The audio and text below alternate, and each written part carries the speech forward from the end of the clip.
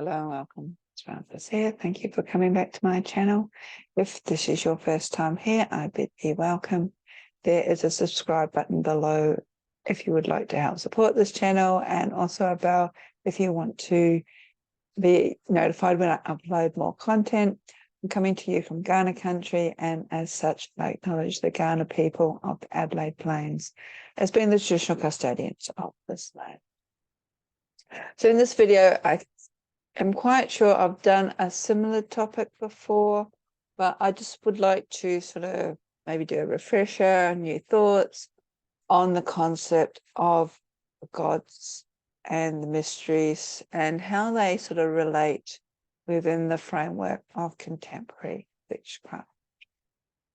So best place to start is maybe explaining what is a god, because people have described them as being spiritual entities, archetypes, aspects of the psyche, even figments of your imagination, personified forces, found in nature, and so many more sort of descriptions. So are they actually real? Or are they actually from our imagination? And this is very interesting because how we perceive the gods, the concept of deity, the other, so to speak, all relates and also can have an impact upon our craft, whether our craft is contemporary witchcraft or something else. And even within contemporary witchcraft, not all initiates actually believe that the gods are divine beings, which certainly can be, when I first found out about this, was a bit of a surprise, because I always thought that we held the same belief. But it does, I guess, emphasize the flexibility that is found within contemporary witchcraft, which is sort of contrary to a lot of the external criticism of initiates being forced to believe and do things a certain way, where, the truth be told, there is actually a whole scope for flexibility for people to express their own individual concepts and beliefs, so to speak. Now, as I mentioned right at the beginning, I'm quite sure I have done a video about the gods before. If I can find it, I will link it below. And especially in relation to how I perceive contemporary witchcraft, because I'm coming from a very, I suppose, religious focused lens, so to speak. And central to that is the belief and worship of deity, the gods.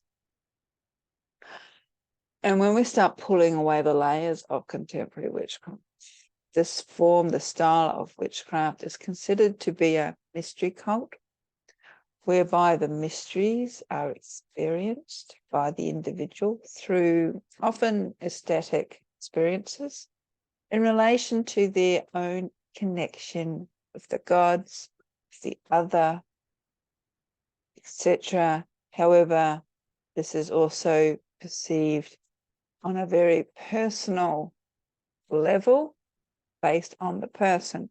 So if, say, an initiate doesn't actually believe in the gods as real beings, like I do, maybe seeing them as archetypes, then their perception, understanding of the mysteries could be, and I say could be because I haven't actually had this discussion with anybody who doesn't have this religious aspect to their craft, so it could actually be different to how I would perceive and understand the mysteries. So what this means, even within, say, a same coven, within the same circle, initiates all have individual and deeply personal experiences, all based around how they individually perceive the gods to be. And this in itself, I guess, is one aspect of the mystery. So when we take the word mystery, we are talking about, well, at least from within mystery traditions, regardless of whether it is some ancient cult from Eleusis or Dionysus, or more modern, say the Masonic orders, through to contemporary witchcraft. What is often referred to is a deep and ultimately personal experience that is also extremely transformational. Often such an experience can actually not be put into words. It cannot be described. And more often than not, it is a very unique experience. Often for that individual, that one person, and them alone. So this means it's rather pointless in trying to explain such an experience, say, on social media, because as only you have gone through it in the manner that you have, then it is for you. And maybe other people who have gone through a similar experience may have an understanding of what you're talking about. And certainly within contemporary witchcraft, there are others who have undertaken such an experience, maybe in a similar situation, within a similar confines, but right at the end, their experience will be their own. And this it means that that experiences on the whole can be very different to each and every person. So when you throw, say, academics into the mix, or wanting to learn more from a more outsider's point of view of contemporary witchcraft and the practices within ritual, understanding modern mystery, cults and traditions, it really cannot be done in a way where one size fits all. It can only be talked about on a very general level. And also anybody else, so if you're in a circle of others, your high priest, your high priestess, your more experienced initiates, act as a guide. That's all they can do, because at the end of the day, the experience is for you alone. It is your direct, ecstatic experience with God, with the gods, with divine, with the goddess, with deity, with whomever, whoever, whatever you perceive these forces to be. And if you're a sort of person who has to bounce ideas off other people without trusting yourself, well, you're going to struggle with this, because at the end of the day, you need to work things out for yourself. It is you who need to sit with the experience. It's you who needs to trust the experience, the message that's related into what is also happening within your own life at that current point in time. Because, as I said, the mysteries are transformative, changing things, and they transform even on a subconscious level, us from one level to another. And at the end of the day, no one else can do that for you.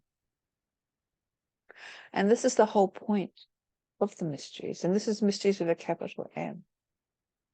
These mysteries, the mystery traditions, the initiations into these mystery traditions always has been, as far as we can assume, always will be, ways of changing you, the initiate, the undergoer, forever, and more importantly, cannot properly be understood without you going within yourself. Therefore, as I said, it's pointless posting such things, say, all over social media, which seems to be the trend these days, because even in our modern climate of anti-traditional practices, I will be so bold in saying that the majority of which are armchair warriors and have not actually had such direct experience. So why then sort of have their validated or spec their validation for something which is ultimately personal to you? Furthermore, I think I've just mentioned this, any issue with their soul will not actually discuss such experiences outside their coven, let alone outside their tradition, for all and sundry.